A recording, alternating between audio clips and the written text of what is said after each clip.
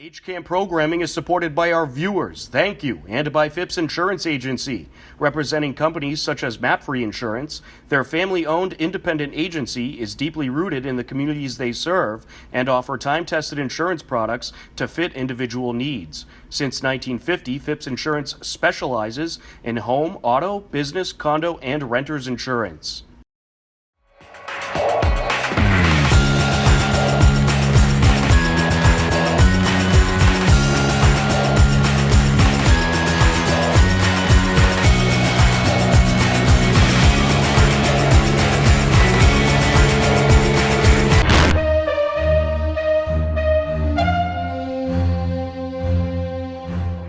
The TVL League Awards were announced, and All-Stars for the Hillers included in Alpine Ski Lucy Mado, Lila Mado, Barry O'Brien, and Annalie Krantz, as well as J.B. Flynn. Congratulations on a great season to Hiller Alpine Ski. In boys basketball, Jack Ionelli, Sam Dedejian, Sam Pantera. Boys basketball won the TVL Large title and finished 17-4 after a loss in a close game versus Middleborough in the round of 32. For boys hockey, All-Stars included James Hayward, Connor Merkel, Steven Jackson. Boys hockey won the TVL Large title and finished 14-5 overall, falling just short in the round of 32. In boys swimming and dive, All-Stars included Caleb Burke and Davis Pishoff. Boys swimming and dive finished the regular season 4-3 overall. In boys track and field, All-Stars included Sean Finnegan, Ben Scott, Logan Sullivan, Harry Miller, Drew Bilobreski, Will Bilobreski. Boys track and field captured the TVL Large title and finished the regular season undefeated. In girls basketball, All-Stars included Elena Davies and Bethel Flanagan. Girls basketball finished 10-11 overall after falling short in the round of 32. In girls hockey, All-Stars included Avery Bent, Lucy Jean, and Riley Cholera. Girls hockey had a terrific season, but fell just short of the playoffs, finishing with 5 wins, 12 losses, and 4 ties. In girls swimming and dive, All-Stars included Olivia Scalora and also Eve Weatherhead. Eve was also named the Diver of the Year in the TVL. Congratulations on that terrific accomplishment to Eve Weatherhead. Girls swimming finished 3-5 overall. In wrestling, All-Stars included Anthony Butkus, Edwin Zhao, and Stephen Moody. Hiller Wrestling finished the regular season 3-3 overall. In girls track and field, All-Stars included Lauren Canty, Alice Brambati, Josie Hopkins, Steph Johnson, and Elise Srodawa. Girls track and field finished their tremendous season 4-1 overall.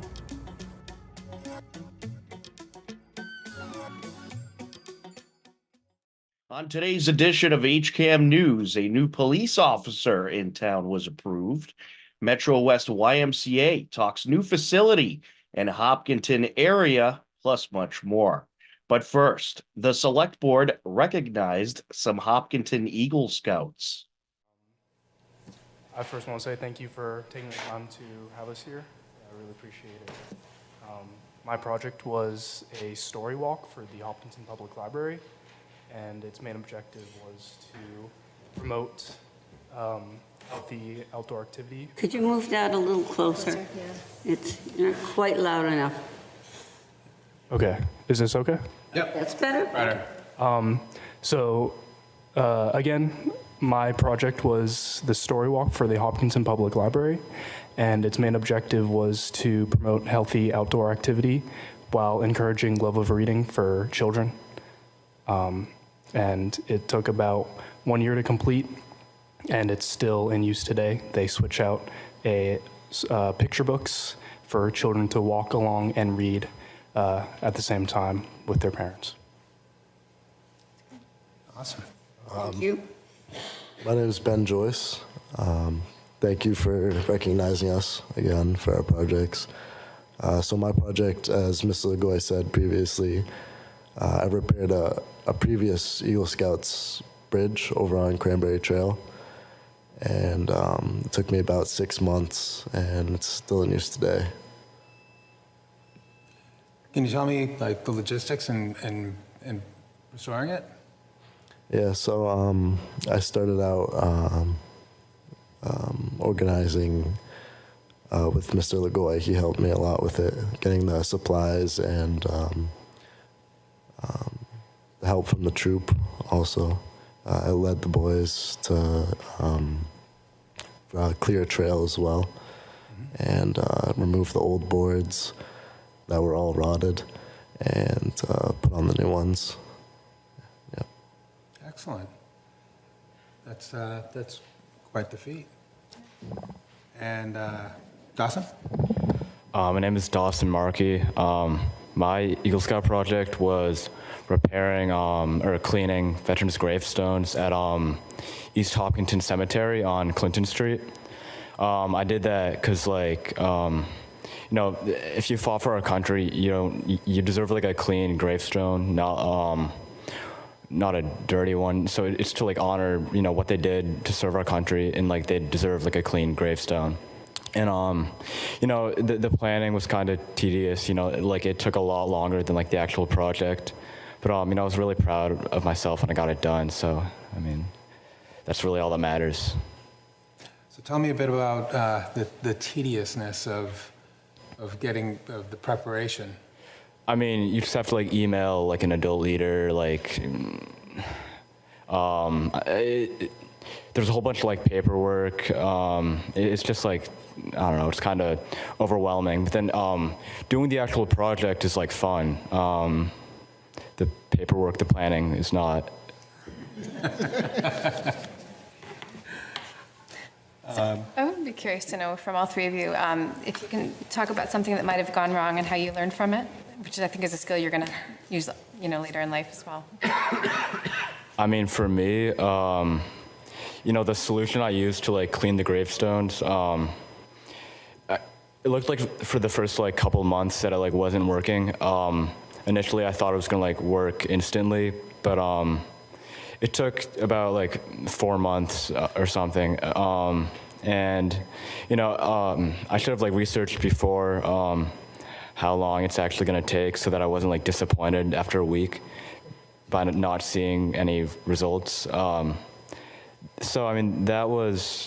definitely sounds like a lot. Yeah, that was definitely a big something difficult about my project and the planning and execution. Thank you. Joe?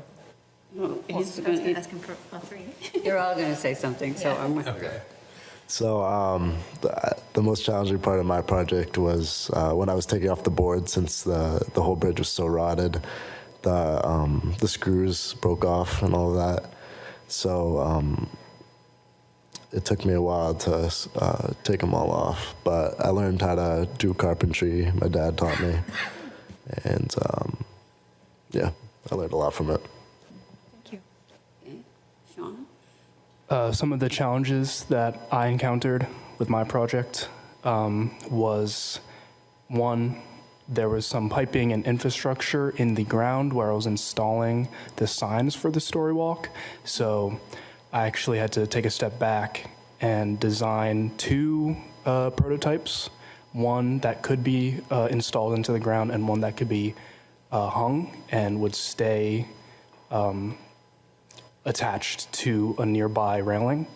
Then another issue was the number of these signs that I had to produce. It was 18+1 with my own plaque on it, and this number was a challenge because there would be mistakes because I was doing all these by hand, and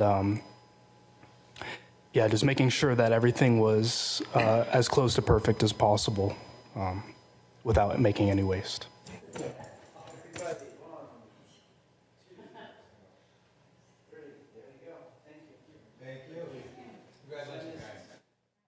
The select board also approved a new police officer in town.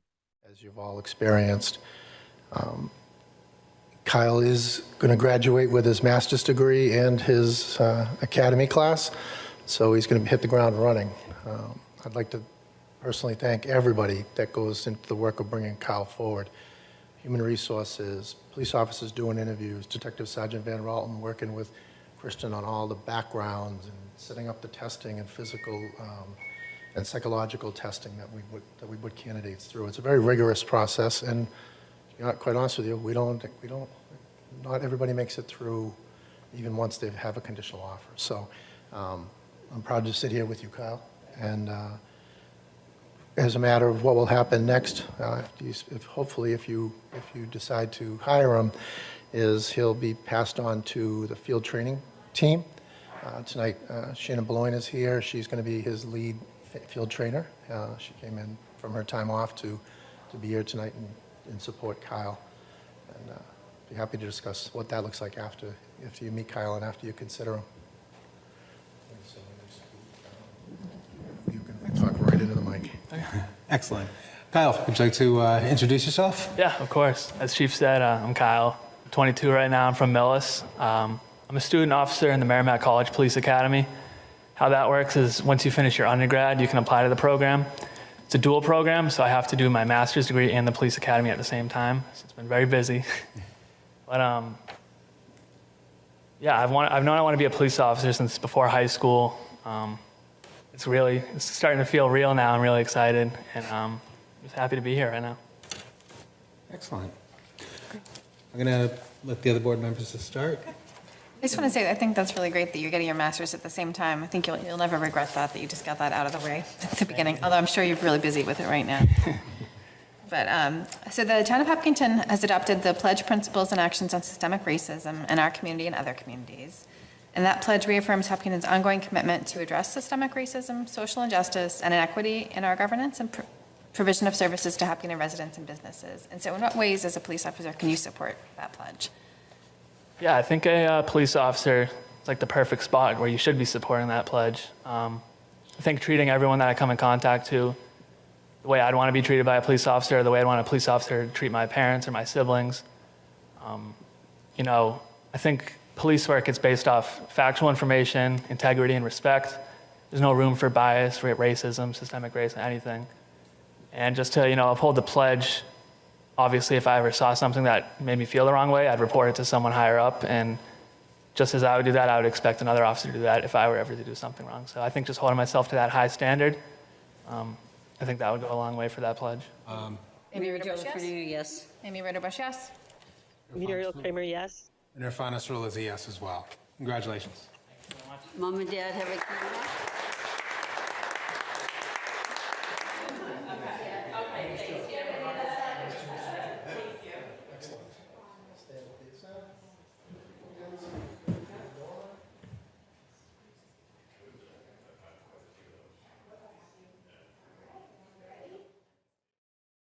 The Hopkinton Women's Club monthly meeting featured the Metro West Y and a presentation on an expansion plan to the Hopkinton-Ashland area. Family from Framingham. Who's heard of Fitz Insurance in Framingham? So it's been around for generations, Fitz Insurance. Well, a couple generations ago, the brothers who owned Fitz Insurance donated the piece of property to the Y at 280 Old Connecticut Path. And that was the beginning of that Y. And over time, it has grown and grown. And it started out probably 30,000 square feet. Now it's a 60,000 square foot beautiful facility. Right around 2019, in 2018, Peter and I went out and we did a feasibility study saying, what's next for the Metro SY? What do we need to focus on? And it came back with two real strong findings. One is we needed to do a capital campaign to make Framingham everything it could possibly be. It was getting a little tired. At the same time, we were asked to see if we couldn't find another piece of property for a second Y that would serve Hopkinton, Holliston, Ashland, Sherborne area. Because what we were hearing, and when you look at the zip codes of who uses Framingham, it's Framingham, Natick, and Sudbury, and Wayland, right? People from Hopkinton and Ashland and out this way just aren't making it into Framingham anymore. Back in the day, it was fine. It was a quick shot. There wasn't a lot of traffic. Populations were so much less. But now over time, it's really become not convenient enough at all. And not to mention, it is just not enough room for everybody over there now. So we went down this road to find a piece of property. And kind of long story short, right as we were finishing our project in Framingham, right at the end of 2019, we were getting ready to cut the ribbon and open the doors. We got a piece of land donated to the Y on Route 135, just as you're leaving Hopkinton. Do we have that slide that just kind of shows where that is? You're heading straight down 135. You leave Hopkinton, you pass the middle school, there's a Dunkin' Donuts down on the corner. And 12 and a half acres behind that Dunkin' Donuts was donated to the Y. We need to bring folks together. And that was a key aspect of this facility, really being a place that can do that. And the other was the mental health of children. We're really seeing a crisis with mental health. And think about the toll the last 3.5, 4 years, time is crazy, took on all of us. When you see how the toll it took on kids and how kids are acting out in different ways, and whether they were going through that time period as preschoolers or as teens or as high school kids or college kids, it just really had a huge impact. We actually have social workers on our staff now, which I never would have imagined 10 years ago, helping us work with kids and families to give them every chance to succeed. So our partnerships with the school systems are really important, and we have those ongoing conversations with educators. We're so proud to be an after-school provider of care here in Hopkinton and working with the teachers in the schools in Hopkinton, which are amazing. You can view the full presentation airing on HCAM or at our YouTube page, youtube.com/HCAMTV. We are going to take a quick time out. A whole lot more HCAM news ahead. Don't go anywhere. HCAM is supported by our viewers. Thank you. And by the Hopkinton Independent newspaper and online news site. The newspaper reaches 100% of the homes and businesses in town, and the website is updated daily with exclusive Hopkinton content. Readers can receive a daily newsletter and breaking news alerts via email. Saturday morning cartoons are back. Every Saturday at 8 a.m., HCAM's Toon Time has an hour of classic cartoons, from Betty Boop to Superman to Popeye to Bugs Bunny and more. You'll see your old favorites and discover new ones. So tune in to Toon Time, Saturdays at 8, and start your weekend off with a laugh.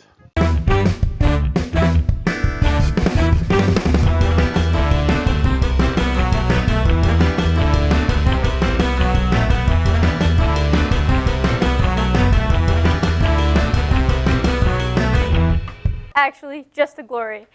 We asked 100 fourth graders, what is a state in the western part of the United States? Come on, world map, where are you? Confident. Confident? Very confident, apparently. Fabulous. I'm Cindy Donda, and I'll see you there. Welcome back to HCAM News. A new episode of HCAM's game show Bragging Rights recently took place. Here's a look at what happened. Start each team off with 36 points. All right, it's time to meet our teams and players. Over here, we have Andelicious, and over here, we have Red Flags. Welcome, guys. So, do you want to introduce yourself and tell us your name? I'm Rayvon. And what grade are you in? I'm in 8th grade. Very cool. And you? I'm Onhard. I'm in 8th grade as well. I'm Nakash, and I'm the shortest kid in 8th grade. Okay. Any fun facts about yourself? No. No. What about you? I play soccer. Well, okay. And you? I'm the shortest kid in 8th grade. All right. And over Yeah, real funny, pal. we have Red Flags. What's your name, sir? Vikrant.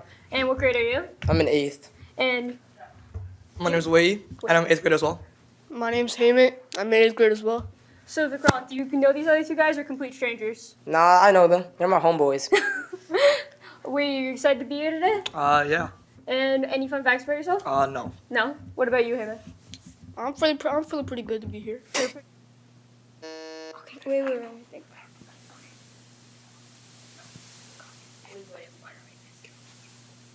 This is a tough one. Any guesses? Nikash?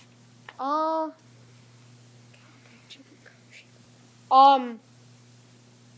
bird? Bird. Do we have bird? What is it? Okay. Nice try, guys. That was a tough one. Well, I really want to know what's on a farm. Who's ready to find out what's behind 5? I am. Let's go. All right. Show me 5. A duck. Okay. A duck. I said duck. Oh my god. So, red flags won that round. Nice job, guys. And you guys risked 20 points. And Delicious, you guys risked 15 points. Foundational basics. Wait. Posters. Posters. Do we have posters? Nice. LEDs. Do we have LEDs? Back to you, Vikram. Paintings. Do we have paintings? I'll just get all of them wrong so we have a chance now. Wait. The TVL League Awards were announced, and All-Stars for the Hillers included in Alpine Ski Lucy Mado, Lila Mado, Barry O'Brien, and Annalie Krantz, as well as J.B. Flynn. Congratulations on a great season to Hiller Alpine Ski. In boys basketball, Jack Ionelli, Sam Dedejian, Sam Pantera. Boys basketball won the TVL Large title and finished 17-4 after a loss in a close game versus Middleborough in the round of 32. For boys hockey, All-Stars included James Hayward, Connor Merkel, Steven Jackson. Boys hockey won the TVL Large title and finished 14-5 overall, falling just short in the round of 32. In boys swimming and dive, All-Stars included Caleb Burke and Davis Pishoff. Boys swimming and dive finished the regular season 4-3 overall. In boys track and field, All-Stars included Sean Finnegan, Ben Scott, Logan Sullivan, Harry Miller, Drew Bilobreski, Will Bilobreski. Boys track and field captured the TVL Large title and finished the regular season undefeated. In girls basketball, All-Stars included Elena Davies and Bethel Flanagan. Girls basketball finished 10-11 overall after falling short in the round of 32. In girls hockey, All-Stars included Avery Bent, Lucy Jean, and Riley Cholera. Girls hockey had a terrific season, but fell just short of the playoffs, finishing with 5 wins, 12 losses, and 4 ties. In girls swimming and dive, All-Stars included Olivia Scalora and also Eve Weatherhead. Eve was also named the Diver of the Year in the TVL. Congratulations on that terrific accomplishment to Eve Weatherhead. Girls swimming finished 3-5 overall. In wrestling, All-Stars included Anthony Butkus, Edwin Zhao, and Stephen Moody. Hiller Wrestling finished the regular season 3-3 overall.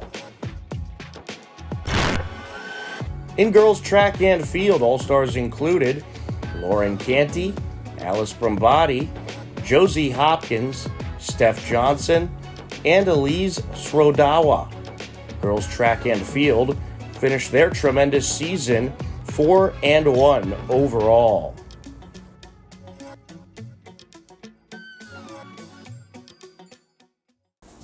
The Hopkinton School Committee is looking for help naming the stage at Hopkinton High School to honor Valerie von Rosenvinge, who will be retiring. The school committee will take input at their next two meetings on Thursday, April 4th and Thursday, April 25th. For more information, head over to our website, hcam.tv. Boy Scout Troop 4 will be hosting a pancake breakfast, which will feature a silent auction at St. John's Parish on Saturday, April 6th at 7:30 until 11:30. View all the details at our website, hcam.tv. It is time for Hiller Spring Sports. The action starts up on Monday, April 1st, with girls lacrosse against Holliston, a 3:45 start time for that game. To view the full schedule for the first week of Hiller Sports, head over to our website, hcam.tv. Our picture of the week is courtesy of the Metro West Daily News.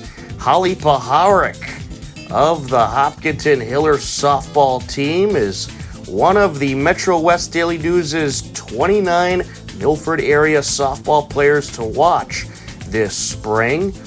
Holly Paharic has achieved numerous tremendous accomplishments, including being named the Massachusetts Player of the Year and also awarded by the Fastball Coaches Association All-Region First Team, amongst many other tremendous accomplishments.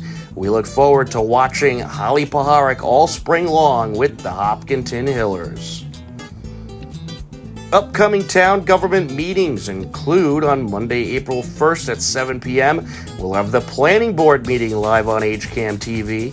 And on Tuesday, April 2nd at 6 p.m., we'll have the Select Board meeting live on HCAM TV. And don't forget, there is a special town meeting that will take place on Tuesday, May 7th at 7 p.m.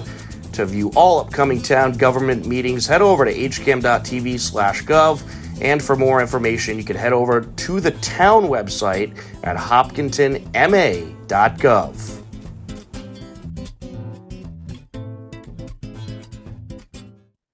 Believe it or not, we're out of time for this edition of HCAM News, but don't worry, next Wednesday at 6:30 p.m., we'll be back. For everyone at HCAM, I'm Tom Nappy. As always, we thank you for watching. Take care, enjoy the rest of your day, and we'll talk to you again soon. Goodbye, everybody.